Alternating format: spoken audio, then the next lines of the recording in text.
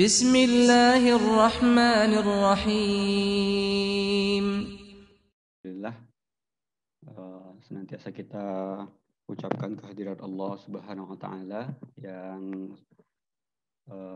memberikan kita rahmat dan karunia serta nikmat yang tidak terkira sehingga kita dapat berkumpul di ruang online ini. Dan salawat dan juga salam tidak lupa kita ucapkan kepada junjungan kita, suri tauladan kita dalam hidup dan kehidupan ini, yakninya Nabi besar Muhammad Sallallahu Alaihi Wasallam. Allahumma shalli ala Muhammad wa ala Muhammad. Selamat datang kepada para sahabat pecinta Al-Quran, pelita Al-Quran yang menjadikan Al-Quran sebagai pelita dalam kehidupannya. Selamat bergabung kembali di pertemuan rutin kita setiap Ahad pagi. Dan juga selamat bergabung juga Dr. Piprim Basaroh Yanuarso yang sudah berkenan untuk menjadi pemancing diskusi kita untuk menggali lebih dalam apa itu Al-Quran dan bagaimana Al-Quran menjelaskan puasa dan kesehatan serta bagaimana tinjauan ilmu medis modern pada hari ini. Ya, Dr. Piprim sudah bersama kami. Dokter, silakan.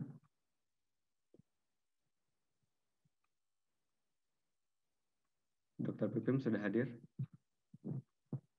Baik, selagi menunggu, kita buka dulu pertemuan kita pada hari ini dengan bersama-sama kita membaca ayat surat pembuka dari Al-Quran bersama-sama.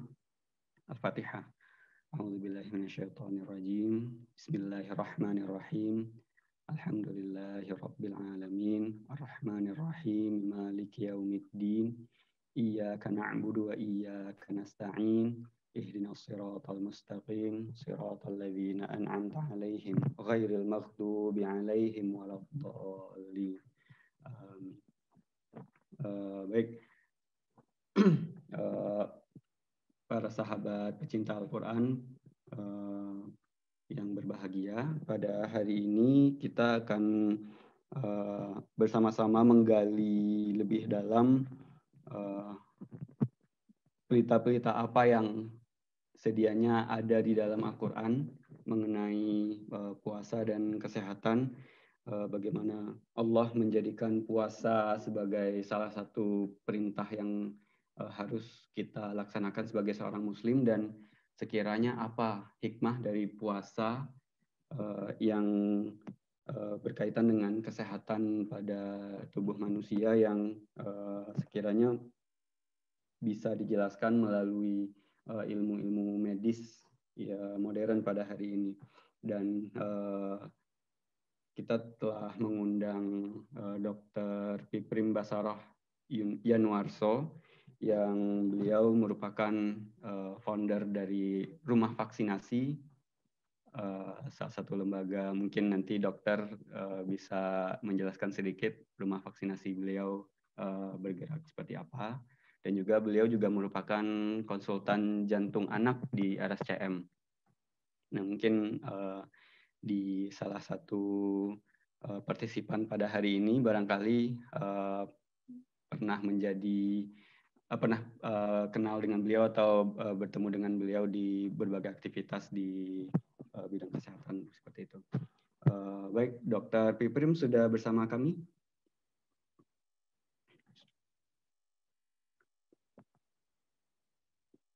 Ya, masih. Ya, Assalamualaikum. Waalaikumsalam Sudah. warahmatullahi wabarakatuh. Ya, jazakallah khair dokter sudah berkenan untuk join bersama kami. Dokter, perkenalkan saya Irsyad yang kemarin menghubungi dokter untuk join. Salam kenal dokter. Ya. Jadi memang komunitas ini kita belum setahun dokter, kita mulai Ramadan tahun lalu dan insya Allah akan milad nih gitu di Ramadan besok. Dan hari ini dokter dan juga partisipan yang hadir hari ini menjadi mungkin semacam tarhib bagi kita gitu ya, karena akan bersama-sama menyambut bulan Ramadan, sehingga kita kalau puasa itu yang besok tidak hanya ngikut, bukan tidak hanya, kita menjadikan puasa itu sebagai suatu kewajiban dan kita memang bersedia untuk berpuasa mengikuti perintah dari Allah Subhanahu wa taala. Namun akan lebih sempurna gitu jika kita bisa memahami maksud dari Allah memerintahkan kita untuk berpuasa gitu. Jadi kita berpuasa itu karena iman kepada Allah dan juga yakin dan paham manfaat yang Allah ciptakan untuk di balik puasa itu gitu. Baik, tanpa memperpanjang kalam, mungkin Dr. Piprim ada bahan paparan, dokter? Ya, saya mau share screen ya. Iya, boleh, silakan. Ya. Ya. Assalamualaikum warahmatullahi wabarakatuh. Waalaikumsalam warahmatullahi wabarakatuh. Silakan, dokter.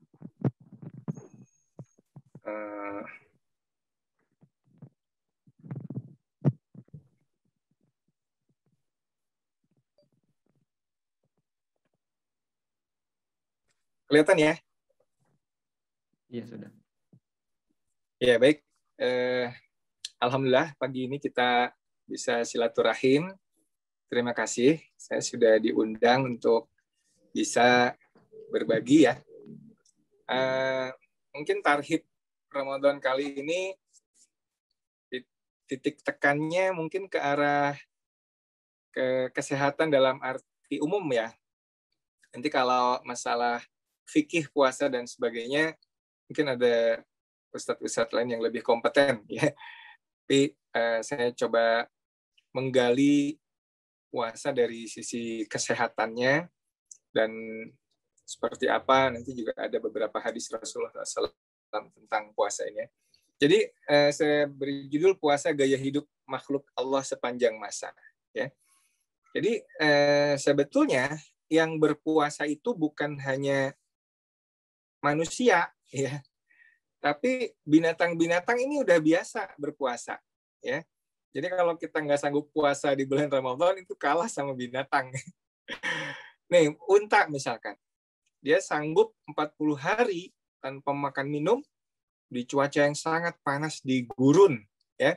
Kita lihat punuknya ini adalah cadangan dari kalori yang berupa lemak, ya, dan juga ada dia bisa sistemnya itu bisa menghemat air di dalam tubuhnya. Bukan hanya unta, kalau unta 40 hari, maka penguin itu bisa 4 bulan tanpa makan minum di cuaca dingin. Lebih lama lagi, 4 bulan itu 120 hari ya. Kalau unta 40 hari ya. Nah, beruang juga sama. Beruang itu pada saat dia hibernasi, tidur sepanjang musim, dia bisa 3 bulan tanpa makan minum. Ular itu bisa 1 tahun tanpa makan minum. Kura-kura 1 tahun tanpa makan minum. Nih, yang rekor di buaya, 3 tahun. 3 tahun tuh berapa? 1000 hari. Dia bisa bertahan tanpa makan minum. Hiu itu 2 tahun tanpa makan minum. Ayam, nah ayam kalau sedang mengerami telurnya, ya bisa 21 hari itu nggak makan minum ya. Coba aja ayam kalau lagi mengeram ya, yang punya ayam, coba lihat apakah dia makan apa enggak. Ya dia kagak mau makan. Nah, manusia juga ternyata ada rekor, ini bukan buat ditiru ya. Ada rekor nih manusia obes 382 hari ya. Hilang 125 kilo. Nih dia minum aja sih, bukan tanpa makan minum. Dia minum ya, ada suplemen vitamin dan sebagainya, elektrolit, tapi dia kagak mau makan ya. Dan kemudian beratnya turun menjadi 82 kilo dari 207 kilo. Ya artinya manusia pun sebetulnya bisa puasa ya. Nah, ini ayat Allah Subhanahu wa taala, A'udzubillahi minasyaitonir rajim, ya ayyuhalladzina amanu kutiba alaikumussyam kama kutiba alal ladzina min qablikum la'allakum tattaqun. Ya. Diwajibkan atau dituliskan ya, diwajibkan atas kamu berpuasa sebagaimana diwajibkan orang-orang sebelum kamu. Ya, la'allakum tattaqun. Jadi tujuan utama orang berpuasa itu adalah untuk bertakwa kepada Allah Subhanahu wa taala, bukan buat sehat ya. Sehat itu efek samping ya. Efek ikutannya sehat ya, tetapi kita niatkan bahwa kita berpuasa Ramadan ya, puasa wajib di bulan Ramadan ini adalah untuk mentaati perintah Allah Subhanahu wa taala ya, untuk mendapat surganya ya. Sehat itu hanya bonus ya. Tapi memang di dalam akhir surat akhir ayat 184 ya, Allah katakan wa antasumu khairul lakum in kuntum ta'lamun. Wa antasumu khairul lakum in kuntum ta'lamun, dan berpuasa lebih baik bagi kamu kalau kamu tahu. Nah, kalau kamu tahunya itu pakai ilmu, ya kan? Pakai ilmu kesehatan, ilmu kauniyah. Allah Subhanahu wa taala hanya menjelaskan dalam garis besar dengan kebenaran yang mutlak. Kalau Allah katakan puasa lebih baik bagi kamu, pasti lebih baik buat kita. Pasti. Ya, nggak ada perintah Allah itu yang salah, tuh nggak ada. Pasti lebih baik. Tapi in kuntum ta'lamun, kalau kamu tahu. Nah, kalau kamu tahunya, mari kita gali kenapa puasa itu baik buat kita. Ya. Nah, Allah Subhanahu wa taala mengajarkan di sini tentang neraca. Ya. Di surat Ar-Rahman ayat 7 itu, wa wada'al mizan, dan meletakkan al-mizan. Allah tatghaw fil mizan. Jangan melampaui batas tentang mizan, tentang neraca. Ya. Wa aqimul wazna bil qist wa la tukhsirul mizan. Tegakkan timbangan itu dengan adil dan jangan kamu mengurangi neraca itu, ya. Nah, di dalam ayat yang lain ini ada wa kulu washrabu wa la tusrifu innahu la yuhibbul musrifin. Makan minum jangan berlebihan. Sesungguhnya Allah tidak suka orang yang berlebihan. Nah, ini dalam menjelaskan ayat ini, penggalan surat Al-A'raf ayat 31 ini, suatu ketika Imam Ahmad bin Hambal ditanya, wahai Imam, kenapa ya di Quran itu kok nggak banyak ajaran tentang kesehatan? Lalu beliau bacakan ayat ini. Coba baca ayat ini. Makan, minum, jangan berlebihan. Ini kunci kesehatan dalam Al-Quran. Cukup setengah ayat katanya. Jangan, wala tusrifu, jangan berlebih-lebihan. Itu kunci kesehatan yang digambarkan dalam Al-Quran, ya, kata beliau begitu. Ya. Di hadis yang lain yang juga sering kita baca, nih hadis sahih, ya, tidak ada wadah yang dipenuhi anak Adam yang lebih buruk dari perutnya. Cukuplah anak Adam itu mengkonsumsi beberapa suap makanan untuk menguatkan tulang rusuknya. Kalau tidak ada jalan lain, ya, beri sepertiga makan, sepertiga minum, sepertiga untuk nafasnya. Ya, ini banyak riwayatnya hadis ini. Nah, ini coba hadis ini agak mengerikan juga ya. Sesungguhnya orang yang paling banyak kenyang di dunia, mereka adalah orang yang paling lapar di hari kiamat. Ya, agak ngeri nih. Diriwayatkan oleh Abu Ibnu Dunya. Dengan tambahan, maka Abu Juhaifah tidak pernah makan memenuhi perutnya atau kekenyangan sampai meninggal dunia. Ini sahih oleh Al-Albani. Ya. Jadi ngeri ya. Inna aksaron nasi shiba'an fid dunya aksaruhum ju'an yaumal qiyamah. Sesungguhnya orang yang paling banyak kenyang di dunia, mereka adalah orang yang paling lapar di hari kiamat. Ya, makanya kita ini mesti banyak puasa, maksudnya gitu ya. Karena kalau enggak nanti bermasalah. Nah, jadi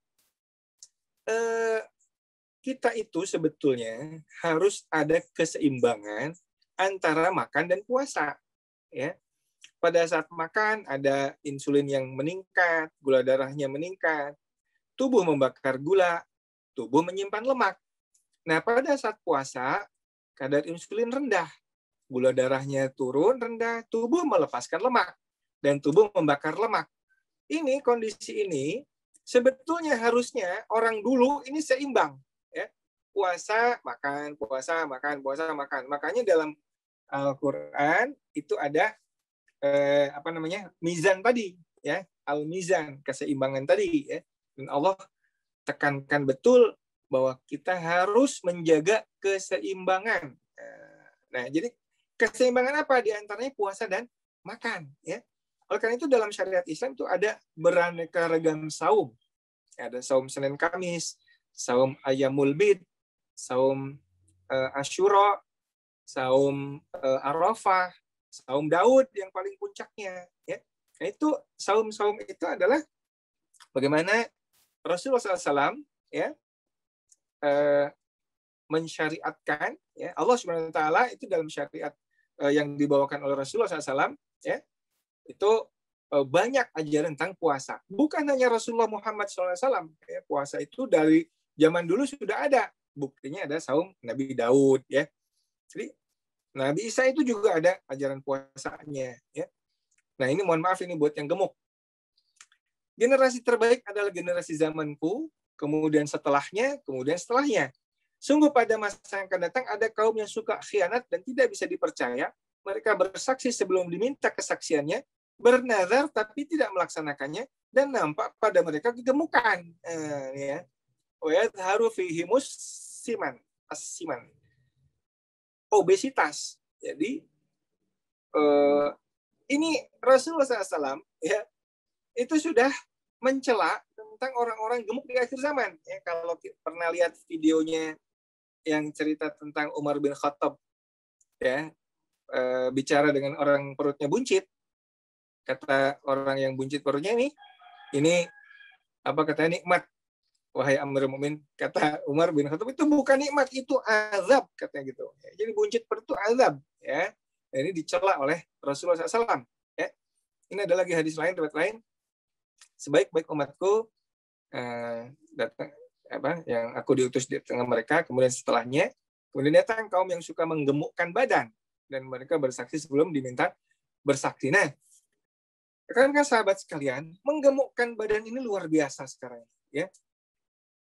Sama kejadiannya, ya, di Amerika, ya, sama di Arab Saudi, sama. Yang satu non-Muslim, yang satu Muslim, tempat turunnya wahyu, obesitasnya sama, ya. Kejadiannya sama, nanti ada di situ, ya. Obesitas itu juga tidak hanya pada orang kaya.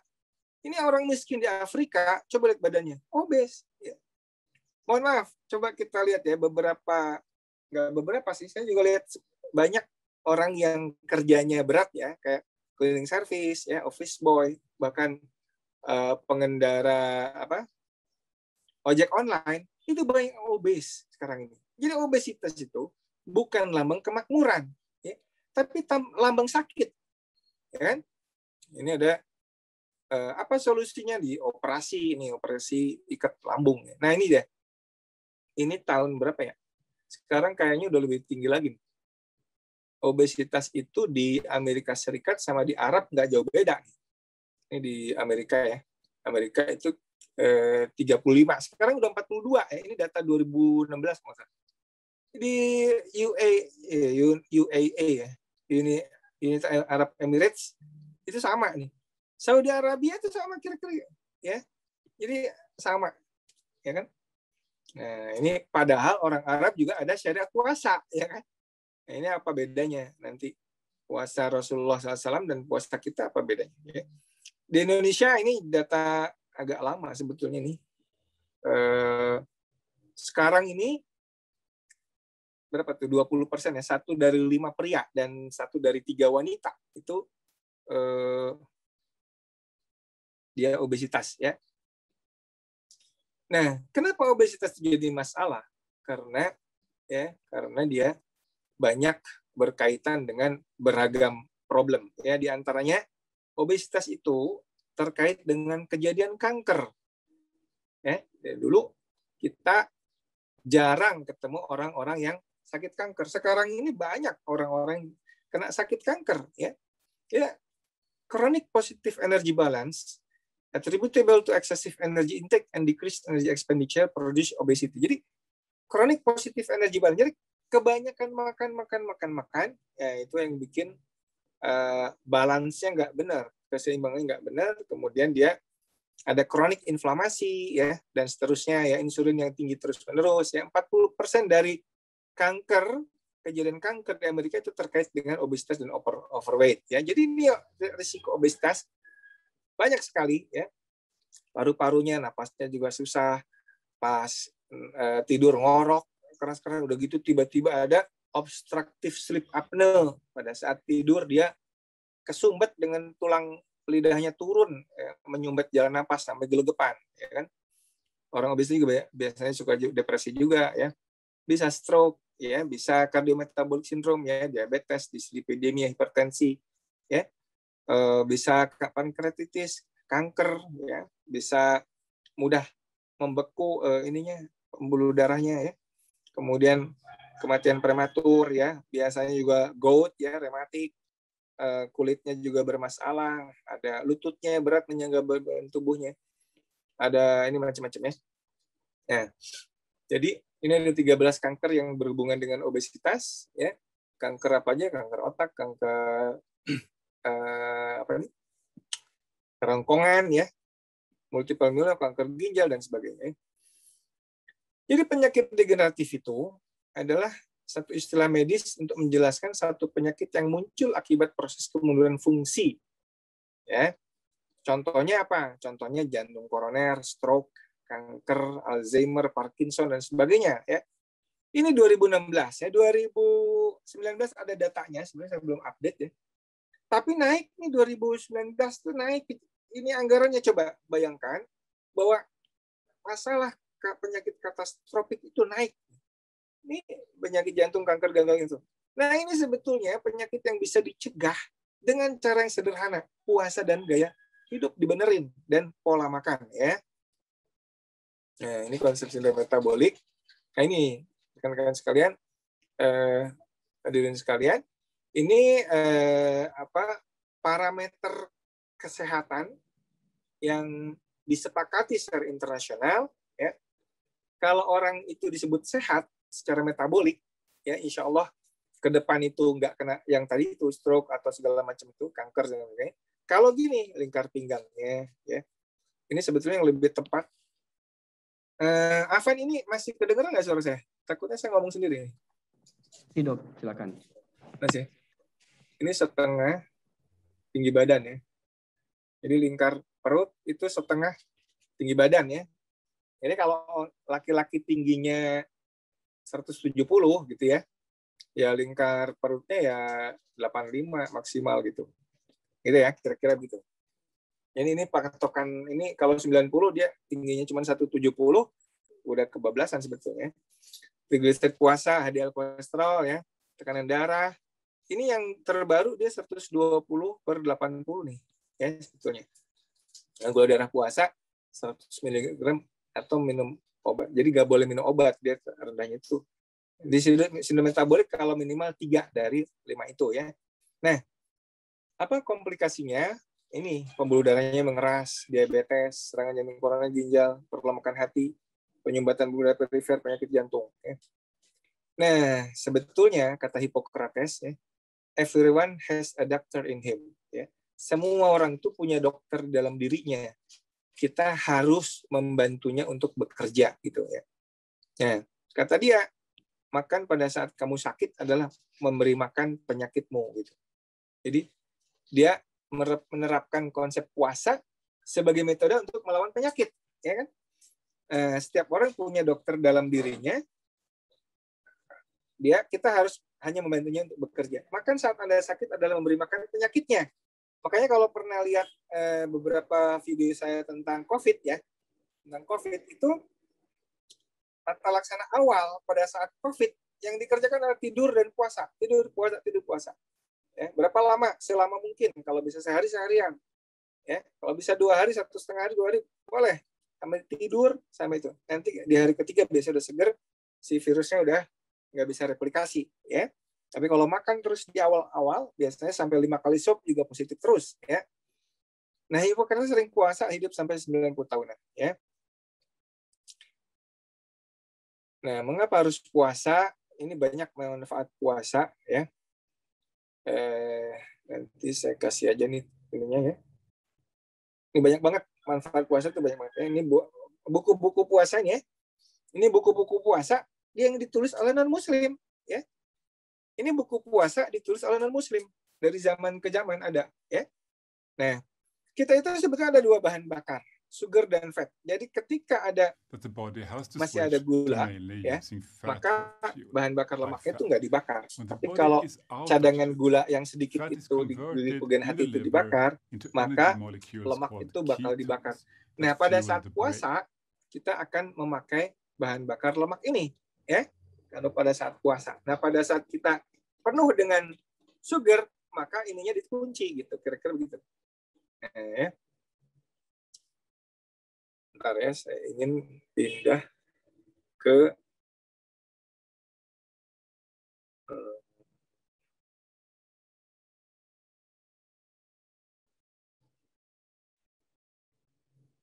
sekarang.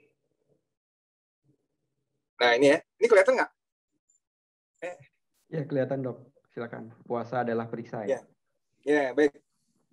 Jadi, asyamu junnatun. Ya kan? Puasa adalah perisai. Ini hadis riwayat Bukhari dan Muslim. Perisai dari apa? Ya, maksudnya kalau di hadis ini maknanya begini. Puasa perisai menghalangi dan melindungi seseorang dari apa yang ditakutkan. Apa itu? Disebutkan dalam hadis yang lain. Puasa perisai dari neraka sebagaimana perisai kalian dalam perang. Bahwa puasa yang dikerjakan seseorang bisa menghalangi dan melindunginya dari mengerjakan maksiat. Maksiat adalah sebab seseorang mendapat siksa neraka. Jadi, pada saat puasa, kita itu dilarang ya, bukan hanya makan minum, ya, ngomong kotor dilarang, ya kan? Kalau ada yang mencela, mengajak berantem, kata Rasulullah SAW, katakanlah ini so imun, kata gitu. Saya sedang puasa, nggak boleh ngelawan atau ya kecuali kalau membela diri banget ya. Tapi kalau diajak berantem nggak boleh ngeladenin berantem karena kita sedang puasa, ya kan? Maka puasa itu menjadi tameng karena melindungi pelakunya dari syahwat, ya kan? Dari syahwat marah-marah, dari apa ngomongin orang dan sebagainya. Makanya kan ada orang yang tetap ngomong kotor, tetap marah-marah dan sebagainya, tapi dia nggak makan minum. Ada hadis lain betapa banyak orang yang puasa tapi tidak ada yang didapatkan kecuali lapar dan dahaga. Nah, sebetulnya, ini dia. Di Quran dijelaskan bahwa orang puasanya cukup atau tidak itu menentukan kesehatan seseorang. Ya. Orang cukup puasa atau tidak menentukan kesehatan seseorang. Karena ada puasa itu yang cukup, dia akan merangsang yang disebut dengan autofagi.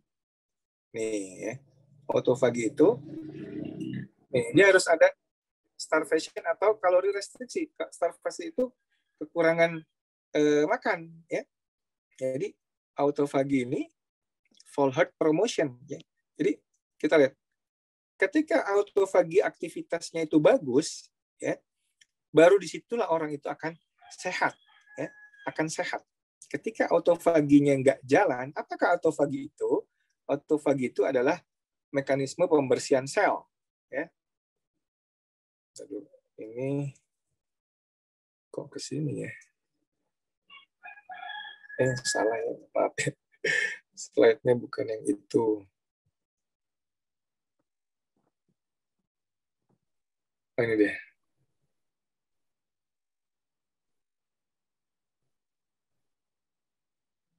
Nah ini ya. Kenapa kita sakit ya? Ini ada buku bagus. Mungkin hadirin bisa searching nih buku ini di Amazon ada ya. Benjamin Beckman, Why We Get Sick. Kenapa kita itu sakit? Ya. Rupanya, nah ini dia. Jadi Bapak ibu-ibu sekalian, kita itu walaupun Muslim, ya, kenapa orang Arab Saudi sekarang dan orang Amerika obesitasnya sama-sama 40% lebih, 42 ya, 42%, mungkin sekarang udah 45 kali ya. Jadi kalau ketemu orang Amerika itu atau orang Arab itu 1 dari 3-nya itu kan, lebih ya, 2 dari 5 ya, 2 dari 5, ketemu 5 orang 2-nya obes gitu. Kenapa? Karena ini ya, karena orang Amerika itu meluncurkan sebuah standar American diet yang terdiri dari 3 kali makan besar, 2 snack, dan nanti ada snack malam lagi, jadi 6 kali makan. Ya, 6 kali makan. Ini kita kerjakan, ya. Pagi-pagi kita sudah sarapan nasi uduk, ya kan? Nasi uduk, sarapan, nggak ada olahraga apa-apa, kita sudah sarapan. Kemudian jam 10 nanti ada snack, ya kan? Kemudian makan siangnya makan besar. Nanti jam 3 sore ada snack lagi. Lalu nanti makan malam ada makan lagi.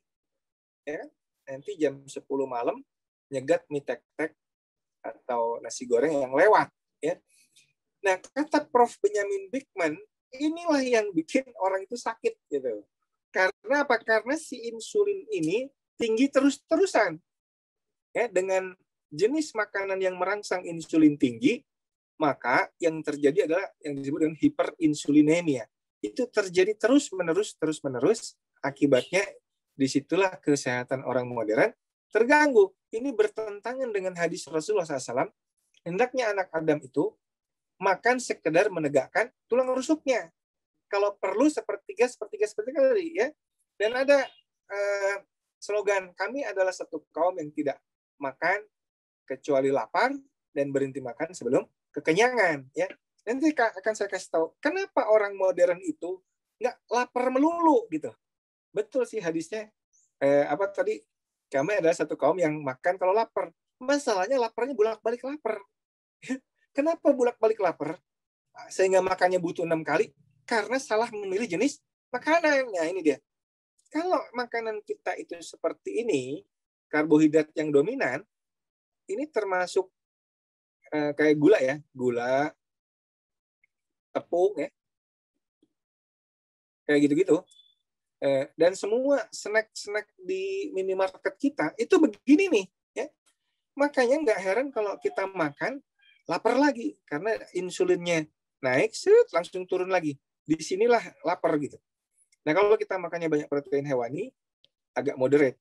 Kalau kemudian kita banyak makan lemak, dia nggak terganggu kadar insulinnya. Kira-kira begitu ya. Nah, jadi yang disebut dengan insulin resisten, cikal bakal penyakit dunia modern adalah karena ini. Termasuk sebagian besar makanan kita sugary food namanya, dan refined carb, karbohidrat olahan, ya. Gula darahnya tinggi, insulinnya naik tinggi, bikin insulin resisten. Makin tinggi gula darahnya, makin insulin resisten, ya. Nah, ini dia makanan kita kan, betul nggak? Kita sarapan pagi udah donat, ya kan? Tambah teh manis, kemudian atau pop mie, ya, atau mie instan, minumannya teh boba, kemudian ada Astor, ada Oreo, ya kan? Kadang malam pizza, kayak gini-gini, ya. Nah, coba lihat ini, kandungan gula di Milo dan Nutella tinggi banget. Ini kata siapa nih, salah satu penulis nih, Mutia Welalukita-Sari. Nggak bikin sehat, malah bikin gemuk dong katanya. Milo itu gula darahnya, kandungan gulanya 40%. Nutella ini berapa ya? Lebih dari 40%. Nah, ini makanan kita, makanan anak-anak kita. Ya. Jadi, ini dia kalau kita kronik hiperinsulinemia seperti ini. Ya. Insulinnya tinggi terus, ya pantesan yang tadi itu terjadi ya. Fatty liver, diabetes, dan sebagainya. Ya. Nah, ini hiperinsulinemia bikin begini. Ya, kalau pada bapak-bapaknya bisa gangguan ereksi, ya, bisa macam-macam ya. Endokrin, kronik, obesitas, dan sebagainya. Nah, ini insulin resisten, ini begini, ini sangat fatal kalau kena COVID, ya. Orang-orang seperti ini fatal kalau kena COVID, ya. Saya sampai jam berapa ya? Bisa sampai jam 8, Dok. Lalu kita sambung dengan diskusi barangkali ada. Oke, 10 menit lagi ya. Ya, silakan.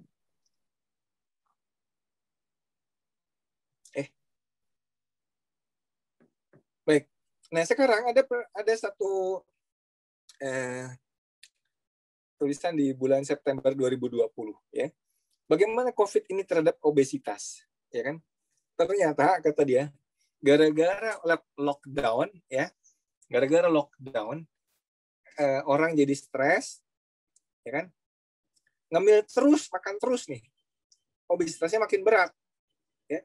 Obesitas makin berat, makin meningkatkan yang ini nih, yang tadi saya sebutkan. Jadi ada begini nih. Obesitas dan sindrom metabolik itu kalau kena COVID, dia KO biasanya, fatal. Ya. Obesitas dan sindrom metabolik itu kayak diabetes dan lain-lain itu fatal biasanya kalau kena COVID ya. Nah, sementara pandemi itu sendiri, ketika di lockdown, work from home, takut keluar rumah, stres, malas gerak, banyak makan dan ngemil, bikin obesitas. Jadi, sudah banyak laporan pandemi ini sendiri bikin obesitas. Sedangkan obesitas itu bikin berat orang yang terkena COVID. Jadi muter-muter di situ aja. Ini harus ada solusinya, ya kan? Nih, ini sebelum obesitas sih, tahun 2019 ya. Overweight di Indonesia itu juga meningkat. Coba kita lihat tuh, pesat banget kejadian overweight ini di adult ya. Yang ini adalah adult, ini adult ya. Naiknya tinggi banget. Tapi anak-anak juga udah mulai tinggi ya. Udah mulai tinggi, ini yang 6 sampai 12 tahun ya. Udah mulai tinggi. Nah, apa yang dia makan salah satunya adalah instant noodle. Ini instan. Instan ini makanan Indonesia banget ya. Ini ternyata mie instan pagi-pagi ini bisa bikin overweight ya. Nah, ini lihat presentasinya meningkat terus ya di Indonesia. Dan ini kita lihat nih. Ini adalah obesitas sentral. Itu buncit, perut buncit. Perut buncit itu sekarang udah mulai di Indonesia 31%. Jadi 1 dari 3 orang dewasa perutnya buncit. Nah, buncit ini sumber masalah. Yang tadi sindrom metabolik tadi, karena dia adalah yang disebut dengan visceral obesity. Jadi, banyak lemak di sekitar omentumnya. Omentumnya banyak lemak di situ.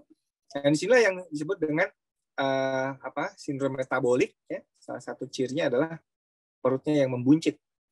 Orang yang gemuk seperti pemain olahragawan sumo, orang olahraga sumo, dia gemuk ya, tapi semuanya gemuk ya. Itu beda dengan orang yang kurus tapi perutnya buncit.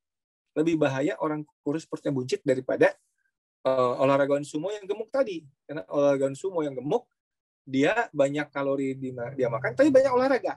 Tapi orang kurus perutnya buncit, dia makannya banyak, olahraganya kagak ada. Ya. Nah ini dia, ini paparan saya akan saya tutup. Ini sebentar lagi, 7 menit lagi ya. Dengan satu ini nih, di dunia medis itu ada obat ya, relatif baru sebetulnya obatnya. Ini jurnal-jurnalnya ini tahun 2012 ya. Empagliflozin. Apakah empagliflozin? Ini adalah obat diabetes yang disebut dengan inhibitor SGLT2. Mohon maaf ya, terlalu medis kali ya. Tapi kira-kira gini, obat ini obat buat orang diabetes, SGLT2 inhibitor. Apa itu kerjanya? SGLT2 itu kerjanya adalah ini satu kompleks protein yang menyerap gula. Jadi kalau orang diabetes itu kan gula darahnya tinggi ya. Dia masuk ke ginjal, di tubulus proksimal namanya, si gula itu diserap lagi. Ya. Diserap lagi masuk ke sini oleh SGLT2. Nah, obat ini menghambat ini. Dia menghambat kerja ini. Makanya mengurangi reabsorpsi gula. Jadi gulanya itu nggak boleh diserap lagi di ginjal. Lalu dibuang di kencing. Dia meningkatkan ekskresi glukosa. Jadi peningkatan gula di kencing, di urin. Nah, obat ini ya, apa dampaknya? Ternyata ketika orang diabetes dikasih obat ini dibandingkan placebo, luar biasa nih outcome-nya ya. Misalkan dia ini apa namanya? survivalnya ya lebih tinggi. Lihat tuh. Ya. Ini yang placebo banyak eventnya, ya, eventnya. Kalau ini lebih rendah nih. Yang dikasih obat ini lebih rendah semua tuh. Ya, dibandingkan placebo. Ini obat ini ketika dikasihkan ke orang diabetes, dia dahsyat banget dampaknya dibanding kalau nggak dikasih obat ini. Nah, apa sih kerjanya obat ini? Ternyata obat itu, SGLT2 inhibitor ini, produce cardiovascular benefit by promoting adaptive cellular programming, induce a state of fasting mimicry. Jadi obat ini membuat si pasien diabetes itu seperti orang sedang puasa. Sebenarnya. Jadi obat itu membuat orang diabetes seperti orang sedang berpuasa. Ya, karena gulanya diturunkan. Ya.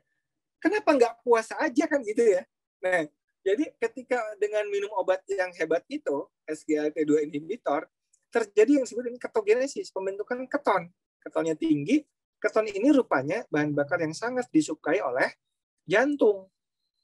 Kemudian dia juga keton sebagai antiinflamasi. Makanya kenapa beberapa waktu yang lalu saya sering bilang kalau kena COVID puasa, tidur puasa, karena dia antiinflamasi. Antiinflamasi inilah yang bisa mencegah cytokine storm yang bikin gawat pada pasien-pasien COVID. Ya. Di samping itu, ini terjadi lipolisis yang meningkat. Ya. Lipolisis meningkat penggunaan lemak sebagai energi, dan ini juga bisa menghambat aterosklerosis dengan adanya obat ini. Ini obat. Nah, obat ini sendiri meniru efek puasa. Jadi kenapa nggak puasa aja kan gitu ya? Kenapa mahal-mahal pakai obat? Nah, ini dia. Jadi hadirin sekalian, dari dampak dari obat ini sebetulnya adalah meningkatkan autofagi dan meningkatkan ketonemia, ya, atau fasting transcriptional paradigm. Jadi puasa ini yang dituju oleh obat yang hebat tadi, gitu. Ya, obat SGLT2 inhibitor ini dia meniru efek puasa sehingga menyebabkan orang-orang penderita diabetes menurun drastis kejadian kematian akibat penyakit-penyakit jantung dan yang lain-lain. Ya. Ini ada lagi therapeutic potential of keton bodies. Jadi kalau orang dikasih keton itu ternyata banyak manfaatnya. Nah ini dia manfaat ketosis ya. Ini ketosisnya gara-gara minum garam keton ya, keton garam. Ternyata bisa macam-macam, bisa langsing, tekanan darah turun dan sebagainya. Nah padahal ketosis ini bisa kita juga peroleh dari puasa, ya, puasa yang cukup. Nah jadi kenapa nggak puasa? Nah ini coba kita lihat, ini jurnal terakhir yang presentasi saya nih. Jadi kalau orang itu sering intermittent fasting, ya, maka dia akan mempunyai metabolisme yang fleksibel. Ya. Nih, jadi orang itu harus sering metabolic switch antara makan dan tidur harus cukup, tapi juga puasa dan olahraga juga harus cukup gitu. Nah, mari kita awali dengan bulan Ramadan ini. Ketika orang itu cukup makan dan cukup tidurnya, cukup puasa dan cukup olahraganya, dan makannya harus yang benar, jangan yang tadi itu. Ya. Ini kalau di sini nih usulannya adalah ini nih 18/6 ya, intermittent fastingnya. Intermittent metabolic switching ini juga bikin kesehatan otak ya. Dan ini dia kira-kira begini ya. Nah ini traditional. Nah ini kira-kira begini kalau kita makannya kayak gitu ya. Maka ada insulinnya tinggi, si lemak ini nggak bisa dibongkar. Ya. Tapi kalau kita puasa, ya, glikogennya kosong, insulinnya, ini kuncinya di insulin. Kalau insulin itu seperti polisi. Kalau insulinnya kecil, dikecilkan perannya, maka gudang, ini lemaknya. Ini lemak-lemak tubuh kita di perut buncit kita itu akan dibongkar asal insulinnya rendah. Dengan apa? Dengan puasa. Nah, kalau kita lagi nggak puasa, nah kalorinya masuk, tapi makanannya bukan yang karbohidrat, ini kayak gini, ya, telur, ayam, ya, bebek, misalkan ikan, ya, yang begini-begini ini, ya, nggak pakai nasi, tentu saja nggak pakai mie instan, nggak pakai teh manis, insulinnya akan rendah, dan di sini akan dibongkar. Disitulah sebetulnya kehebatan manfaat puasa ini kalau dilakukan dengan benar ya. Nah, kalau kita makan yang seperti ini, sahurnya ya ikan, alpukat, dan seterusnya itu, insya Allah autofaginya dapat, ketosisnya dapat, manfaat puasanya akan dapat. Tapi kalau kita puasa, makanan kita seperti yang tadi, ya, teh boba, martabak manis, mie instan dan sebagainya, maka seperti nanti orang di Arab Saudi, ya, ada syariat puasa, tapi tetap obesitasnya menjadi 40%, ya. Jadi mungkin kalau menu sahur kita seperti ini, ya, menu buka kita seperti ini, ya, kita sahur sampai kenyang. Mungkin kalau sahur nih bikin omelet nih, kadang-kadang saya bikin omelet 5 telur nih. Wah, kenyang banget. Ya, kenyang banget tapi insulinnya nggak naik, ya. Atau ayam nih, setengah ekor apa 1 ekor habiskan sendiri. It's okay, ya. Jadi nggak bikin insulinnya tinggi, ya. Ini dia, saya kira itu aja. Terima kasih atas perhatiannya. Assalamualaikum warahmatullahi wabarakatuh. Waalaikumsalam warahmatullahi wabarakatuh. Ya, jazakallah khair Dr. Fitrim yang sudah banyak memberikan insight baru. Salah satu insight lucu yang saya dapatkan mungkin ini catatan pribadi aja sih. Kalau udah makan malam, jangan lagi terpancing dengan nasi goreng tek-tek yang lewat. Jadi kalau udah makan malam ya udah ya nggak usah nambah lagi gitu ya dok ya. Ya baik. Sama menarik tadi dokter menyampaikan bahwa kalau kena COVID maka puasa istirahat gitu. Sedangkan fenomena yang mungkin saya perhatikan ada beberapa sahabat gitu kan yang terkena COVID, justru mereka memposting banyak makanan yang berdatangan, terus mereka jadi banyak makan gitu kan, katanya dengan makan nggak kepikiran hal-hal yang aneh, jadi bahagia meningkatkan imun dan segala macam gitu. Jadi, tapi dokter tadi menyampaikan konsep baru dengan puasa dan istirahat yang sangat cukup, itu justru malah memberikan perlawanan yang lebih terhadap virus COVID gitu. Ya, terima kasih dok. Mungkin menjadi satu insight baru gitu bagi kita gitu. Ya, dok. Ini kalau saya perhatikan ada 1, 2, 3, 4. Ada beberapa pertanyaan di kolom chat dan juga ada yang raise hand. Mungkin kita dahulukan 2 pertanyaan di kolom chat dulu ya dok ya. Ya, silakan. Ya, mohon izin. Jadi pertama dari Ibu Nenden Hazrianti. Saya bacakan. Dokter, mohon maaf, mau tanya, kalau mencegah obesitas itu mengurangi makan gitu ya dok? Bagaimana mengurangi selera makan supaya tidak kebanyakan makan? Nah, mohon arahnya dok. Ya, silakan dok. Mengurangi selera makan. Ya. Oke, jadi ini ada penelitian ya. Saya share dikit ya, share lagi ya. Saya baru ketemu jurnal nih, bagus ya.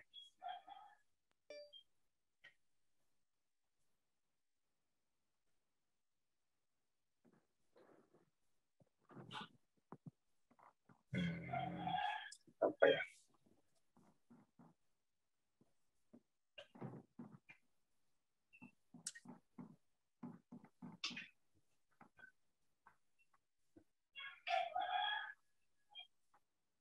Nah, ini dia.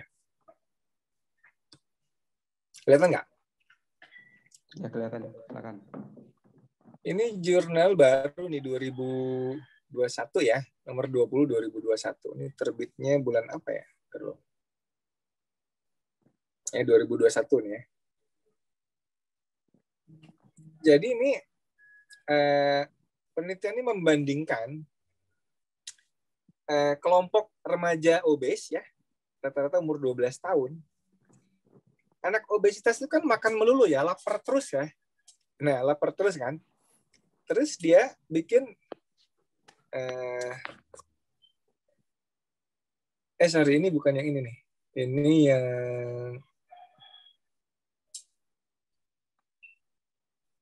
Bukan yang ini ya. Nah ini dia. Yang ini nih jurannya.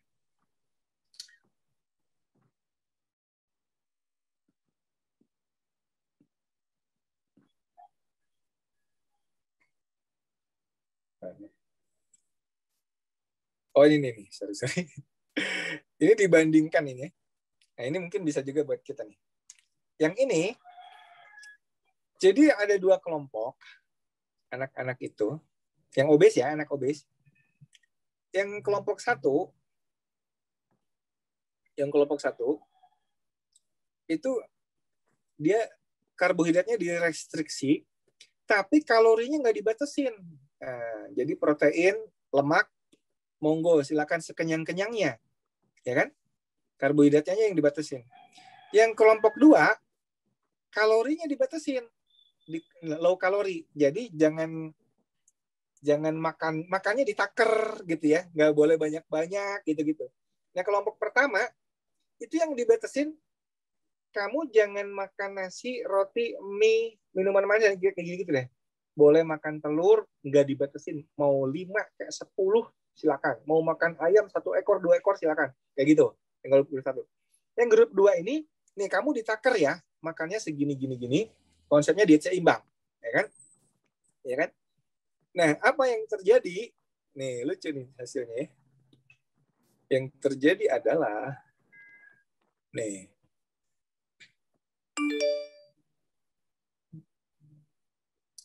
di sini ya. Nih, setelah 2 bulan aja penelitian ini ya, yang dilaporkan. Setelah 2 bulan, berat badan anak yang disuruh makan sekenyang-kenyangnya turun 5 kilo. Anak yang dibatasin makannya naik 2 kilo. Ya. BMI-nya turun -2. Ini BMI naik. Berat badannya turun dari 90 jadi 84. Ini dari 89 jadi 91. Artinya apa? Orang itu nggak bisa suruh diet itu disuruh ngurangin kalori. Ya. Jadi waktu saya masih obesitas dulu, saya kan mantan obesitas ya. Alumni. Ya.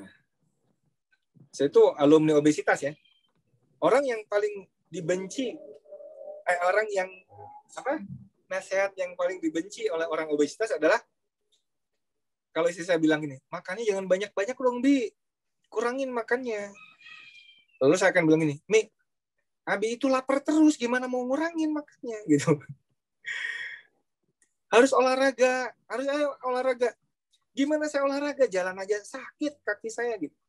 Ngerti nggak? 2 hal yang paling dibenci oleh orang obesitas adalah kurangi makan, banyakin gerak. Ya kan? Nah, oleh karena itu strategi yang tadi di kelompok kedua itu gagal total karena anak-anak itu disuruh kurangi makan. Orang disuruh kurangi makan, akibatnya apa? Akibatnya dia akan balas dendam, pengen makan lagi. Makanya setelah 2 bulan beratnya bukannya turun malah naik. Tapi strategi kelompok pertama, supaya anak itu nggak lapar-lapar, diganti jenis makanannya. Kamu boleh makan sekenyang-kenyangnya, tapi dari protein hewani nih. Contohnya tadi, omelet telurnya 5 atau 6 misalkan. Itu akan kenyang, nggak lapar-lapar, dan bikin kurus. Kalau nggak percaya, cobain 3 bulan aja. 2 bulan, 3 bulan.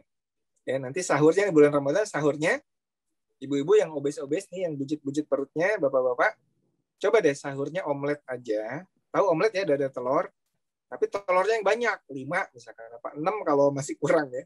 Tambah cah kangkung misalkan. Atau tambah cah brokoli. Ya, jangan pakai nasi, jangan pakai mie. Minumnya jangan manis. Coba, kalaupun makan nasi, nasinya pas buka aja sekali. Ya. Terus aja kayak gitu. Jadi sahurnya jangan pakai karbohidrat. Ya. Itu insya Allah berat badannya nggak akan naik. Ya. Kan kita aneh bulan puasa sebulan di bulan Syawal berat badannya malah tambah naik 1 kilo 2 kilo, kan aneh, ya kan? Aneh. Jadi tadi menjawab pertanyaan kenapa lapar terus, karena ibu sudah salah memilih jenis makanan, ya. Makanya udah karbohidratnya terlalu banyak, karena karbohidrat itu prinsipnya adalah dia cepat naikin insulin, begitu dia turun insulinnya, dia lapar lagi. Itu kuncinya di situ. Kalau kita lapar terus-terusan karena kita salah memilih jenis makanan. Tapi kalau kita ganti, kita stop karbohidrat dan gulanya, kita hanya makan protein hewani saja sama sayuran hijau, ya, insya Allah kenyangnya lama. Itu jawaban saya.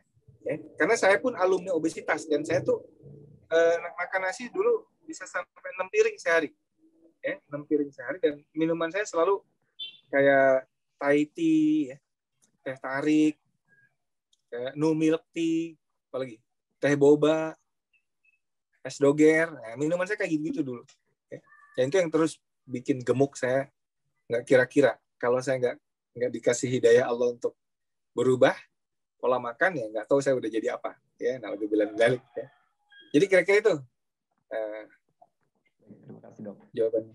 Oh ya, kita masuk ke pertanyaan kedua. Ini terkait ibu dan anak, Dok. Assalamualaikum, Dokter. Izin bertanya mengenai puasa bagi ibu menyusui. Apakah berpengaruh pada kualitas dan kuantitas ASI dan bagaimana cara mengetahui apakah berpengaruh pada kebutuhan nutrisi bayi usia 9 bulan, ya, 9M, yang kebetulan sudah empasi, tapi jumlah kuantitasnya per makanannya masih sedikit, Dok. Terima kasih. Ya. Ya, ibu menyusui kalau bayinya sudah nggak ASI eksklusif, artinya sudah 6 bulan ke atas, itu bayi nggak tergantung ASI, ya kan? Bayi itu udah bisa pakai MPASI, jadi nggak ada masalah harusnya. Ya, ibu menyusui yang dapat rukhsah itu, terutama kalau bayinya masih ASI eksklusif. Ya, kalau ibunya kurang minum, ASInya menurun drastis, walaupun pengalaman istri saya, walaupun menyusui di awal-awal, itu kalau kita 24 jam kita bisa menjaga asupan cairannya itu, kita ngitungnya 24 jam, ngerti nggak? Jadi pas buka dibanyakin minum, pas sahur dibanyakin minum. Insya Allah nggak akan berpengaruh, karena kita ngitungnya 24 jam. Jadi nggak usah terlalu takut dengan puasa. Ini puasanya oke-oke aja. Tadi orang 382 hari puasa oke-oke aja ya.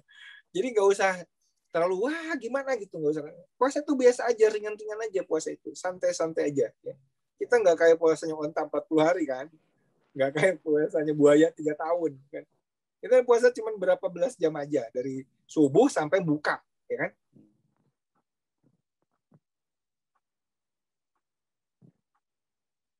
Halo.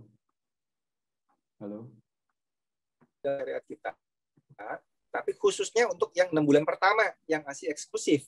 Kalau udah di atas 6 bulan, bayi itu udah bisa dikasih MPASI. Makanya pada saat siangnya, ASI-nya, katakan ASI ibunya nggak banyak, kan ada air putih. Ya kan? Itu MPASI juga prioritaskan di protein hewaninya untuk bayi kita. Ya kalau ada guru saya ngajarin tuh, jadi gini, MPASI itu misalkan ibu-ibu bikin nasi opor ayam, opor telur di rumah ya, itu ambil 1 porsi, banyakin ayam sama telur, ada nasi, ada santan, kuah santan, nggak apa-apa, ada gula garam sedikit, nggak apa-apa, di blender halus, kasihin dia. Gitu. Itu MPASI yang berkualitas. Jangan kebanyakan buah sayur, karena pada anak sayur malah bikin sembelit. Ya. Itu utamakan protein hewani. Jadi itu ya, jadi kalau ibu-ibu menyusui di atas 6 bulan, oke aja harusnya ya. Tapi kalau nggak kuat ya, secara psikologis nggak kuat ya, memang nggak bakal kuat. Karena Allah itu sebagaimana prasangka hambanya. Ya. Apalagi malah jadi alasan, saya kan menyusui. Nah, jadi alasan, jadi justifikasi nggak mau puasa. Nah, itu lain lagi. Jadi kalau kita karena keimanan kita kepada Allah, ya, ingin tetap puasa, silakan hitung 24 jam. Jadi dibanyakin pada saat buka dan pada saat sahurnya. Ya. Saya kira itu. Terima kasih, Dok. Semoga menjawab kepada Bu Nenden dan Bu Isna. Kita persilahkan kepada Bapak Faisal yang sudah raise hand untuk bisa bertanya langsung kepada Pak Faisal. Silakan. Assalamualaikum warahmatullahi wabarakatuh. Waalaikumsalam warahmatullahi wabarakatuh. Waalaikumsalam. Bapak Faisal di mana Pak? Dari mana? Saya di Depok. Depok. Baik, silakan Pak. Saya ada 2 pertanyaan. Yang pertama masalah itu Tibun Nabawi. Itu secara medis itu gimana ya dok ya? Apakah memang sudah ada penelitiannya?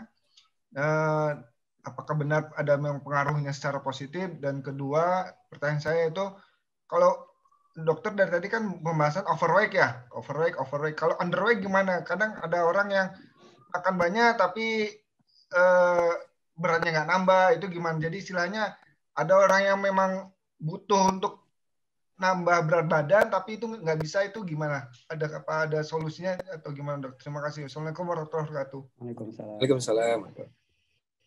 Ya, masalah Tibun Nabawi itu sebenarnya gini ya.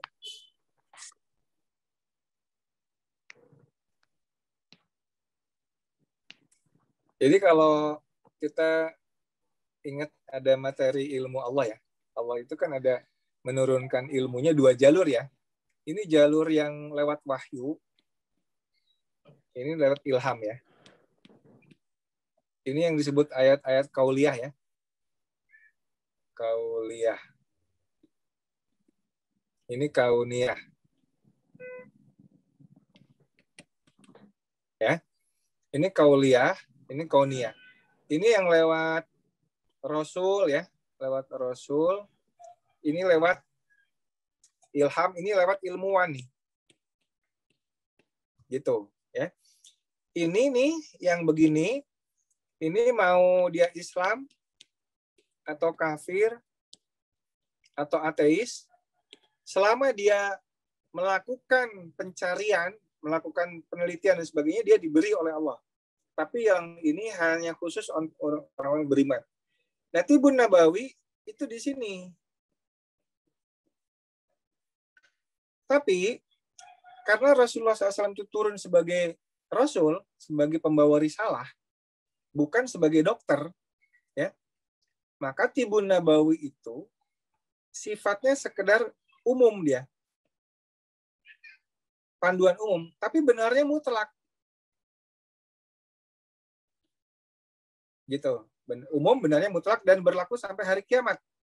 Kalau ini dia spesialistik,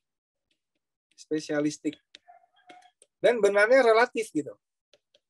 Kalau di sini benarnya relatif, sekarang benar, 10 tahun lagi ada ilmu baru yang ternyata yang dulu itu salah gitu. Kalau ini Tibun Nabawi ini dari sejak dulu Rasulullah SAW katakan, kalau Rasul katakan begitu pasti benarnya gitu, asal hadisnya sahih ya. Contoh apa ya? Contoh Tibun Nabawi itu misalnya kaidah air putih yang dimasuki lalat, ya kan? Air minum yang dimasuki lalat. Kata Rasulullah, masukkan lalatnya, celupkan lalatnya, lalu buang lalatnya, minum airnya. Nah, ini kan kalau kita pakai kauniyah, loh, kok air kemasukan lalat suruh minum sih? Tapi ternyata Rasulullah SAW itu dikasih wahyu oleh Allah, ketika mengatakan seperti itu, ternyata dibuktikan di sini, bahwa hadis Rasul itu benar, ya. Ada beberapa mahasiswa yang membuktikan bahwa air yang dicelupkan lalat itu dulu dan dibandingkan dengan air yang kecemplung lalat tapi lalatnya nggak dicelupkan. Airnya diambil, dibiarkan di agar-agar yang ada makanan buat bakteri. Ternyata air yang dicelupkan, lalatnya itu dicelupkan dulu, airnya itu tidak mengandung bakteri gitu.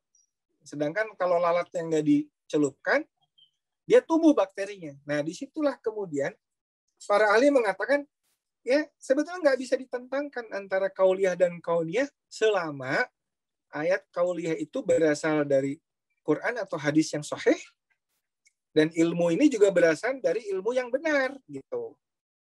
Ya. Jadi Tibun Nabawi itu, Pak, kalau hadisnya sahih pasti benar.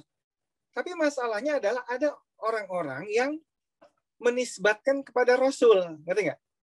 Jadi sebetulnya pemikirannya dia atau percobaannya dia, tapi dia nisbatkan ini hadisnya begini, padahal nggak ada hadisnya, kan gitu masalahnya.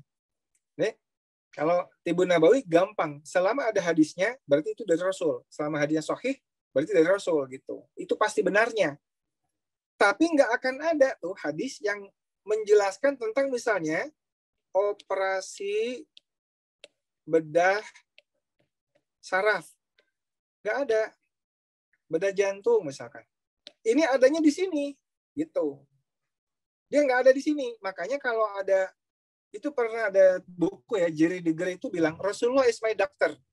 Dia anjurkan umat Islam membuang kedokteran modern. Dia cilaka. Dia membuang setengah ayat Allah, gitu. Membuang setengah ayat Allah. Karena ayat Allah itu turun setengahnya ayat kauliyah, setengahnya lagi ayat kauniyah. Kalau dibuang kauniyahnya, ya orang Islam kalau kena serangan jantung nggak bisa dipasang stent dong, karena itu bukan Tibbun Nabawi, itu bagian dari kedokteran modern gitu. Jadi sebetulnya kita harus bisa mengambil keduanya, dari sini bisa diambil sini. Ini yang disebut islamisasi ilmu, ya, islamisasi ilmu. Ambil yang sesuai dengan syariat Islam, buang yang tidak sesuai dengan syariat Islam. Jadi kira-kira begitu ya. Masalah Tibbun Nabawi.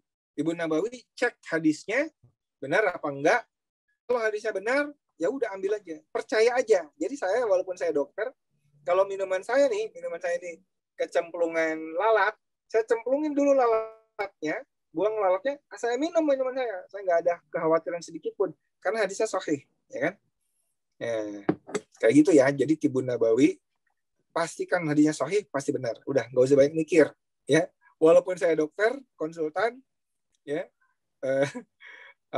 Kalau ada hadis yang bilang tentang lalat itu, saya lebih percaya hadis daripada yang lain-lain gitu. Kemudian masalah susah menaikkan berat badan. Ya, orang makan banyak tapi tetap kurus dan parameter metaboliknya tetap bagus, itu anugerah, Pak. Itu anugerah dari Allah. Ya, patut disyukuri. Jangan disesali, ya. Nah, sekarang bagaimana supaya dia naik berat badannya tapi dengan cara yang sehat? Itu adalah dengan cara olahraga resisten. Jadi olahraga resisten. Contohnya apa sih? Contohnya nih kayak squat ya. Squat. Ini nanti YouTube, Google aja lihat di YouTube ya. Squat, lunges ya. Ini boleh di screenshot lunges, push up tahu kan ya? Plank. Ini olahraga resisten yang tanpa modal. Ya. Dimodalin dikit bisa pull up gitu ya. Boleh juga kalau sempat bikin atau beli TRX. Kalau lihat Instagram saya tuh ada pakai TRX, pakai tali-tali itu ya. Atau ya yang gampang beli aja dumbbell atau dumbbell ini yang pendek ya. Kalau barbell ini yang panjang. Nah, ini. Jadi olahraga yang menyehatkan tubuh itu sebetulnya harus ada olahraga resisten di samping kardio. Nah, kan kalau olahraga kardio ya yang sering kita ini kan jogging, sepeda. Ini bagus cuman nggak cukup ya. Sepedaan nggak cukup ya. Ya. Kayak gitu ya. IG saya itu @dr.piprim ya. Gitu ya. Dengan IG. Jadi gitu ya, untuk membuat berat badannya nambah, jangan menambah gara-gara lemak ya. Justru dikasih anugerah Allah, badannya langsing bagus, kok malah mau gemuk buncit ya, jangan. Kalau nambah berat badannya,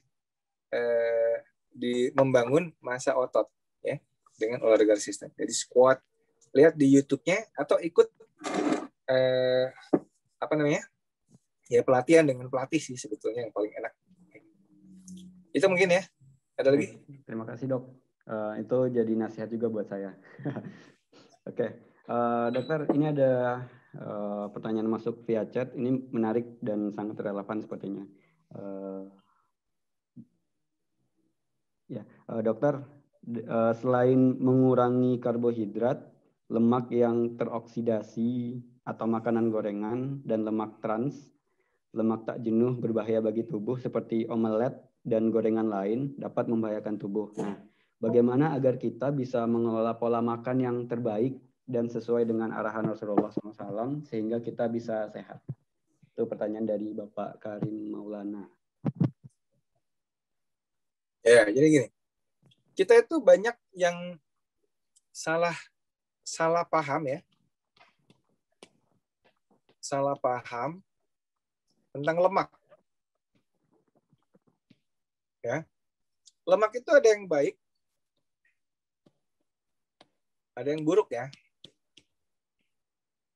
Lemak yang baik ini, segala macam lemak hewani ciptaan Allah itu bagus. Ngerti nggak? Lemak hewani atau minyak kelapa. Ini termasuk telur. Ada banyak jurnal sekarang ini, makan lebih dari 1 butir telur sehari, itu mengurangi risiko penyakit jantung koroner. Ngerti nggak? Padahal dulu telur itu sering difitnah. Kuning telur itu bahaya, bisa bikin stroke. Padahal penelitian tidak membuktikan seperti itu. Yang dimaksud dengan saturated fat atau lemak jenuh, ya kan? Saturated fat ini seperti hewani ya, minyak kambing ya, minyak sapi, minyak ayam, minyak ikan, itu bagus ininya ya. Kalau nabatinya minyak kelapa, zaitun ya. Itu yang bagus-bagus ya. Ada minyak buruk ini minyak jadi-jadian, misalkan margarin. Nah, margarin ini minyak trans. Ya kan? Tapi di label sebagai minyak kesehatan, kan aneh nih. Iklan-iklan itu bikin margarin itu sehat. Nah, di sini ada butter. Ibu-ibu yang suka masak tahu kan bedanya butter sama margarin. Butter mahal. Dia menyehatkan. Margarin murah. Dia bikin inflamasi. Inflamasi nih sini. Termasuk minyak jagung ya. Ini minyak buruk. Karena yang tadinya bukan jadi minyak ini. Minyak matahari. Nah, apa lagi? Minyak kedelai. Ini termasuk trans fat. Jadi kalau bapak-bapak bilang minyak buruk, bukan ini minyak bagus. Saya ada jurnalnya. Saturated fat itu tidak bikin stroke atau serangan jantung. Kita itu dikelabui selama ini. Dikelabui oleh siapa? Ya pabrik-pabrik ini yang bikin masalah. Ya dia bikin gituan. Dia bilang ini sebaik-baik minyak. Yang ini dijelek-jelekin gitu. Padahal lemak hewan ini Masya Allah ya. Ya kan? Enak kan lemak kambing itu enak banget. Daging kambing berlemak itu luar biasa. Gulai kambing. Sop buntut dengan lemaknya itu sehat banget Masya Allah. Ya. Nggak bikin stroke itu. Yang bikin stroke itu apa? Yang begini-begini. Inflamasi ini. Ya. Jadi itu. Apalagi tadi pertanyaannya?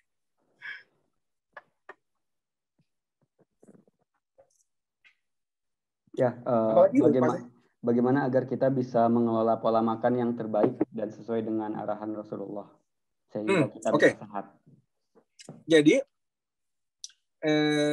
ganti pola makan kita, jangan Mas Elin, ada istilah real food revolution, revolusi ke makanan alamiah. Makanan alamiah itu makanan yang langsung diciptakan Allah Subhanahu wa taala. Ya kan? Makan telur itu kan langsung. Ya diolahnya paling direbus, apa di omelet, apa di apa kan? Ayam digoreng misalkan. Ya kan? Daging, sup apa kayak gitu. Itu real food namanya. Tapi jangan kita itu makanan kita selalu makanan yang ada barcode-nya. Aneka snack yang di minimarket itu ada barcode-nya. Biasanya makanan yang ada barcode-nya, snack-snack itu indeks glikemiknya tinggi. Dia langsung jadi gula. Oleh karena itu dia akan meningkatkan kadar insulin kita. Itu yang bikin masalah manusia modern. Ya. Itu yang bikin masalah manusia modern. Terlalu sering insulinnya itu naik gara-gara makanan-makanan kita itu. Udah sering makannya, jenis makanannya salah. Itu masalahnya. Jadi nggak bisa lagi menerapkan hadis Rasul hendaknya anak Adam itu makan beberapa suap untuk menegakkan tulang rusuknya. Nggak bisa. Bagaimana beberapa suap? Wong snack itu kalau nggak habis satu kantong gede, nggak bakal selesai makannya, ya kan? Pasti beli lagi, satu kantong lagi. Pasti beli lagi gitu. Itu karakter snack dibuat supaya dia makan lagi, kan? Kayak gitu. Jadi, kalau mau pola Rasulullah, makanannya juga seperti Rasulullah. Rasulullah itu apa makanannya? Kalaupun makan roti, rotinya itu roti yang kasar itu. Lauknya cuka. Ini kok Rasulullah itu ada hadis, sebaik-baik lauk adalah cuka. Tahu nggak rahasianya apa? Karena cuka itu ya menghindari respon insulin. Jadi kalau roti dimakan pakai cuka, itu insulinnya nggak melonjak tinggi. Jadi itu hikmahnya. Ya. Rasulullah SAW itu rotinya beda dengan roti kita. Kira-kira begitu ya. Baik, terima kasih dok. Ini di kolom chat masih banyak pertanyaan yang sepertinya mengantri untuk dijawab dan juga ada 2 orang raise hand. Boleh satu lagi dok? Ya, diatur aja silakan ya. Kita minta kepada Bapak Sugeng untuk bisa unmute, jadi bisa langsung bertanya kepada dokter, silakan. Baik, terima kasih admin atas kesempatannya. Saya Sugeng Supriyanto dari Kebumen, Dok. Jadi saya tertarik jauh ya? Iya, Dok. Saya tertarik dari informasi tentang penjelasan obat anti diabetes golongan SGLT2 inhibitor, Dok. Tadi kan dijelaskan kalau obat itu bisa ada efek untuk menurunkan berat badan ya, Dok ya, weight loss. Nah, itu apakah bisa dimanfaatkan sebagai off-label gitu, Dok? Jadi obat untuk penurun berat badan untuk orang-orang yang sehat begitu, Dok, bukan untuk orang-orang yang diabetes. Itu kira-kira aman atau tidak begitu, Dok? Dan apakah semua obat SGLT2 inhibitor itu memiliki efek yang sama seperti itu, Dok? Mungkin itu, Dok, pertanyaan saya. Terima kasih. Ini khas banget orang modern nih. Nggak mau puasanya, ya kan? Nggak mau ngurangin karbonya, tapi mau dapat sehatnya kan? Jadi obat itu Pak, kalau dimakan oleh orang sehat, itu bisa bikin sakit. Kenapa? Karena sebenarnya obat itu hanya dipakai pada orang diabetes yang gula darahnya memang luar biasa tinggi. Karena fungsinya dia itu mencegah reabsorpsi. Jadi dia obat itu kan tadi itu yang saya bilang ya. Kalau ini glomerulus ginjal ya, ini ginjal gitu ya. Ini kan ada gitu kan ya. Sebelum nanti jadi urin gitu ya. Ini kan di kantong kencing, akhirnya jadi urin gitu ya. Nah, dia kan di sini kerjanya nih. Jadi gula itu, ini kalau gula darahnya banyak, dia lewat sini, di sini ini diserap lagi gulanya itu. Gulanya itu diserap lagi. Nah, diserap lagi, ditarik ke darah. Ini kan darah ya, di sini ada darah. Dimasukin sini lagi nih. Ini SGLT2 nih. Tapi kan kemudian dihambat oleh obat itu kan. Jadi si gula itu kan ke sini terus dia dibuang lewat kencing. Makanya efek samping obat itu apa? Dia infeksi jamur tuh di daerah kemaluannya tuh. Bapak mau infeksi jamur gitu, ya kan? Karena gulanya banyak di urin. Jadi urinnya itu manis dia. Urinnya itu gulanya tinggi. Gula urinnya banyak. Ini kan nggak normal. Ya kan? Sedangkan SGLT2 itu bikin sehat gara-gara dia fasting mimicry namanya. Menyerupai puasa. Ya kenapa kita nggak puasa aja? Kenapa harus minum obat itu? Udah obatnya juga mahal, ya kan? Ini khas manusia modern, jadi nggak mau puasanya, nggak mau mengurangi karbohidratnya, tapi mau obatnya aja gitu. Jadi saya kira Pak, bahaya kalau orang sehat nggak diabetes, malah minum obat itu, ya bisa hipoglikemia, karena jadi nggak normal si metabolisme. Halo.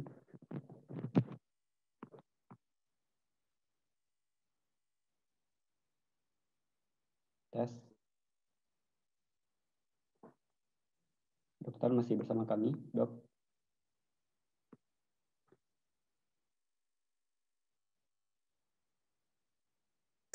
Dia bisa bikin gluconeogenisasi banyak.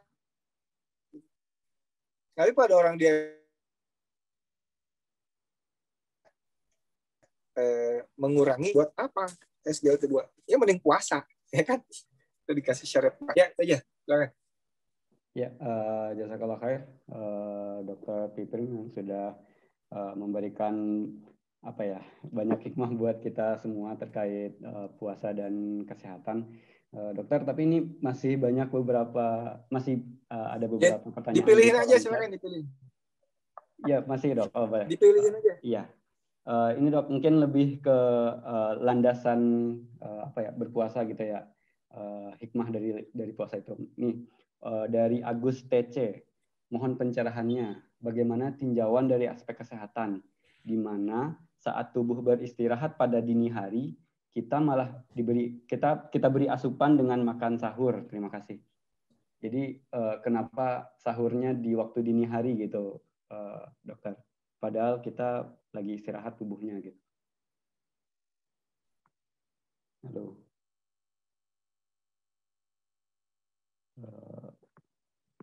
Halo dokter. Host, terputuskah host? Koneksi Dr. Piprim nih.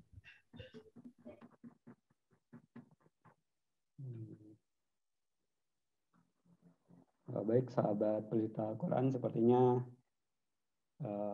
koneksi beliau agak ada gangguan. Kita tunggu sebentar.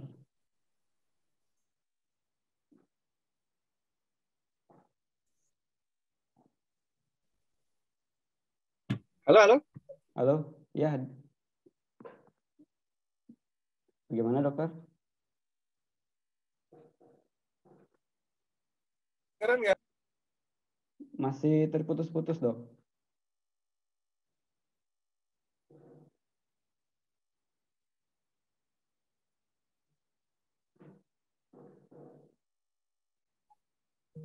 Halo. Halo? Halo, iya. Udah masuk, Dok. Silakan. Kedengeran nggak? Kedengeran, masuk. Nah. Kedengeran ya? Iya. Ntar dulu, saya ganti ini nih. Wi-Fi-nya rada...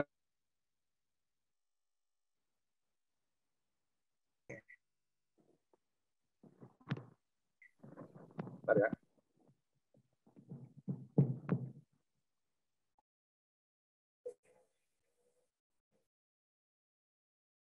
Halo, kedengeran? Kedengaran, Dok. Silakan. Iya. Apa tadi ya? Lupa. Ya, maaf. Kan tadi ini bagaimana tinjauan dari aspek kesehatan, di mana sahur ya. Saat tubuh beristirahat pada dini hari, kita beri asupan dengan makan sahur. Oke, kita ya. Istirahat tapi sahur. Iya. Kenapa di dini hari gitu? Ya, jadi sebetulnya ini nanti kalau kita lihat dengan ada istilahnya tuh ritme diurnal. Ritme diurnal itu adalah nanti salah satunya tergantung hormon kortisol. Jadi gini, kortisol paling rendah itu pada saat habis Isya sampai kira-kira jam 3 pagi. Jadi sebetulnya pada saat jam 3, jam 4 pagi itu kortisol itu udah mulai naik. Oleh karena itulah Rasulullah SAW menganjurkan kita itu tidur ba'da Isya, ya kan? Bangun di sepertiga malam terakhir. Itu bukan lagi waktunya istirahat sebetulnya. Ngerti nggak?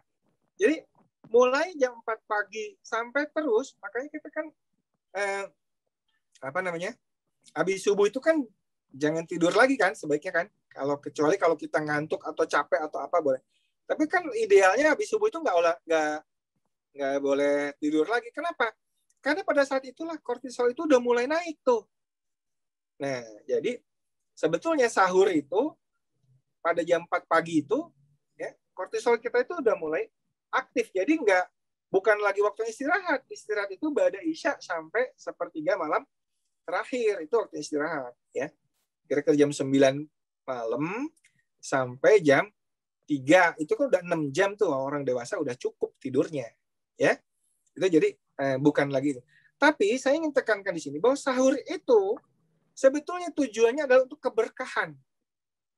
Ya, keberkahan. Jadi Bapak Ibu sekalian, kalau kita mau mendapatkan manfaat puasa yang lebih maksimal lagi, ya, yang saya lakukan nih, sahur itu ambil sesuai hadis Rasulullah itu. Ya, bersahurlah kamu, ya, walaupun beberapa teguk air putih. Ngerti nggak? Kan kata Rasulullah, ini tapi kalau udah kuat ya, bersahurlah kamu walaupun dengan beberapa teguk air putih. Kenapa? Kalau kita sahurnya hanya air putih, ya, apa setengah gelas, apa 1 gelas, nanti kita banyakin minumnya itu dibuka, ya, misalkan ya, itu aktivitas autofaginya akan bagus banget. Autofagi itu recycle, jadi apa ya autofagi? Nanti searching sendiri deh, autofagi itu apa? Dia tuh recycle tubuh, jadi sampah-sampah di tubuh kita itu begitu ada kekurangan kalori, ya, tubuh kita itu akan, setiap sel-sel tubuh kita itu akan menjalankan satu aktivitas namanya autofagi. Jadi autofagi itu adalah recycle, tahu recycle ya? Jadi dia ngambilin sampah, dihancurin, yang masih bisa dimakan, gitu. Nah, kalau sampahnya adalah protein salah cetak yang ada di otak, itu dia kemudian nggak jadi Alzheimer. Kalau si sampah itu adalah sel-sel yang bakal jadi tumor, dia nggak jadi tumor. Ngerti nggak? Kalau sampahnya itu sel-sel yang bakal jadi autoimun, dia nggak jadi autoimun. Itu dahsyatnya puasa di situ, karena ada autofagi dan ketosis tadi. Ada 2 hal. Saya sebutnya ada 2 mutiara yang ada di dasar samudera puasa, yang hanya bisa diperoleh kalau kita nyelam lewat puasa. Tapi puasa yang bagaimana? Puasa yang benar, seperti yang Rasulullah SAW sampaikan. Ya. Jadi kalau kita puasanya sahurnya nggak kira-kira nasi 2 atau 3 piring, saking kita takut lapar pas puasanya, bukanya juga dihantam segala macam dimakan, terutama yang manis-manis, ya, gula dan sebagainya, maka manfaat puasa itu hilang oleh pola sahur dan pola buka kita. Ya, kalau kita mau puasa maksimal benefitnya, ya, coba latihan dulu ya, mungkin seminggu agak susah. Nanti di minggu kedua atau ketiga, coba deh sahurnya air putih. Saya jamin lebih seger, abada subuh nggak ngantuk. Ya, sahur air putih itu nggak ngantuk. Tapi kalau udah biasa ya, kalau udah biasa. Tapi paling nggak sahurnya coba ada omelet aja, omelet pakai sayur, nggak pakai nasi gitu ya. Itu insya Allah kenyangnya lama, nggak lapar-lapar, ya. Dan kita nggak ngantuk habis subuh, kan kita habis subuh tuh suka ngantuk ya, tidur sampai zuhur gitu ya, nanti zuhur bangun gitu. Jadi sahurnya kenyang, habis subuh ngantuk, tidur sampai zuhur ya. Jadi bangun-bangun habis zuhur tidur lagi, bangun asar gitu. Biasanya gitu tuh orang Indonesia. Itu ya tentang sahur. Ya, baik, terima kasih Dok, sudah menjelaskan konsep yang benar terkait waktu tubuh gitu. Jadi dini hari itu sebenarnya bukan lagi waktu istirahat ya Dok ya, tapi memang sudah sebenarnya kita sebagai seorang Muslim seharusnya sudah mulai beraktivitas gitu. Dan aktivitasnya kalau kita puasa maka dimulai dengan sahur, kemudian sholat subuh, seperti itu. Baik Dok, ini benar-benar nih cukup banyak pertanyaan di kolom chat, tapi berhubung waktu sudah menunjukkan pukul 8:44, kami mohon izin Dok, apa boleh kami kirim via chat nanti. Jadi pertanyaannya akan kami kirim ke dokter, dan kalau dokter bersedia bisa bantu dijawab gitu, dijabarkan. Boleh. Kemudian mungkin jawabannya akan kami posting di grup WhatsApp Pelita Al-Quran. Jadi kepada jamaah bisa dapatkan di situ gitu. Bagaimana Dok? Boleh Dok? Ya, boleh. Atau kalau enggak nanti saya bikin postingan tentang pertanyaan-pertanyaan yang banyak ya tentang puasa ini ya. Bisa bisa lewat diakses di IG atau lewat dokter YouTube ya. juga nanti. Ya. Gitu. Baik. Ya, banyak juga yang bertanya tentang rekaman. Jadi kepada sahabat Pelita Al-Quran sekalian, jadi insya Allah nanti rekaman dari kajian hari ini akan di-upload ke YouTube lewat link yang sudah tertera. Jadi silakan nanti setelah kami edit dulu gitu ya, kami edit kemudian kami upload, bisa disimak kembali penjabaran dari Dr. Piprim dan juga pembicara-pembicara di komunitas Pelita Al-Quran yang lain-lain gitu. Baik, dokter, mungkin sebagai closing statement mungkin bisa berikan kami nasihat yang lain, dok, sebagai penutup sebagai kajian hari ini. Silakan, dok. Ya, terima kasih. Pertama saya mengucapkan terima kasih ya sudah diundang di sini untuk berbagi. Yang kedua mungkin kita umat Islam ini sebenarnya dengan syariat puasa itu harusnya menjadi umat yang paling sehat ya, dibanding umat lain. Tapi sayangnya karena kita ikut tata cara orang yang di luar Islam sebetulnya, ya terutama dalam pola makan malah kita ikut standar American diet yang suruh makan 3 kali sehari plus snack 2 kali plus malam-malam makan lagi ya. Dan karena kita keliru memilih jenis makanan, maka kita juga nggak bisa melaksanakan ajaran Rasulullah SAW yang makan itu sekedarnya saja. Ya, kita lapar terus karena tadi itu. Jadi memang inilah saatnya di bulan suci Ramadan ini kita mesti kembali ya ke bagaimana Rasulullah SAW itu makan. Ya.